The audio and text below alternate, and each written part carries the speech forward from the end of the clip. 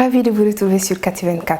Bonsoir et bienvenue à tous dans ce flash d'information. Ce dimanche 4 décembre 2022 s'est tenue la 72e session ordinaire de l'autorité des chefs d'État et des gouvernements de la communauté économique des États de l'Afrique de l'Ouest, CEDEAO, à Abuja, Nigeria. Au programme, les rapports de la réunion du Conseil des ministres tenue du 1er au 2 décembre 2022 à Abuja et d'autres questions concernant la région ont fait l'objet d'examen des chefs d'État. Les chefs d'État de la CEDEAO ont décidé ainsi, selon Omar Touré, président de la Commission de la Communauté économique des États de l'Afrique de l'Ouest, CEDEAO. La CEDEAO exige la libération avant janvier 2023 des 46 mercenaires arrêtés au Mali sous peine des sanctions. Adoption d'un projet de création d'une force antiterroriste et anti-coup d'État. Aide à la transition au Burkina, vigilance au Mali et au dialogue exclusif en Guinée.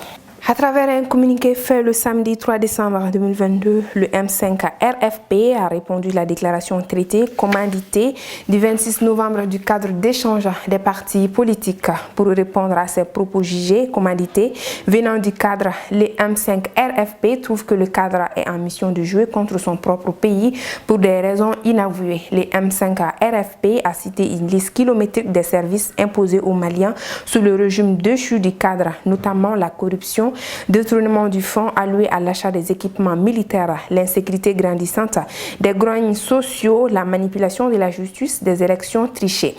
Avec le retour du Premier ministre Choguel Kokala Maïga et le président du comité stratégique du M5 RFP, nous pouvons dans nul doute affirmer que le duel entre ces deux partis sera un lourd combat.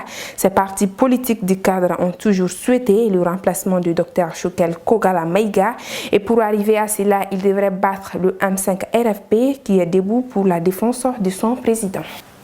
À présent, la page internationale des marches ont été organisées dimanche 4 décembre par l'Église catholique pour protester contre les violences dans l'est de la RDC où la rébellion du M23 campe sur ses positions 5 jours après un massacre des civils dont l'acquise Kinshasa. Une nouvelle fois, le M23 a nié ce week-end avoir tué plus d'une centaine de personnes sans défense à Kishish, mais dans un communiqué de son président Bertrand Bissiwa, le mouvement rebelle a reconnu que 8 civils avaient été tués par des balles perdues, selon lui, durant les affrontements qui ont opposé ces combattants à des miliciens le 29 novembre dans ce village du territoire des Rutshuru. L'ancien président de la France, Nicolas Sarkozy, est attendu lundi après-midi au palais de justice de Paris pour son procès en appel pour corruption et trafic d'influence dans l'affaire des écoutes, aux côtés de son avocat Thierry Herzog et de l'ex-magistrat Gilbert Azibert. En première instance, à l'issue d'un procès électrique où il avait dénoncé des infamies, l'ancien président, 67 ans, a été condamné le 1er mars 2021 à 3 ans d'emprisonnement dont un an ferme, devenant ainsi le premier chef de l'État de la République condamné à de la prison ferme. La même peine a été prononcée contre ces deux prévenus, assortis pour M. Herzog, 67 ans, d'une interdiction d'exercer pendant 5 ans. Tous les trois ont fait appel à ce qui suspend ces sanctions. Et voilà, c'est ainsi que s'achève cette édition. Merci à vous de l'avoir suivi.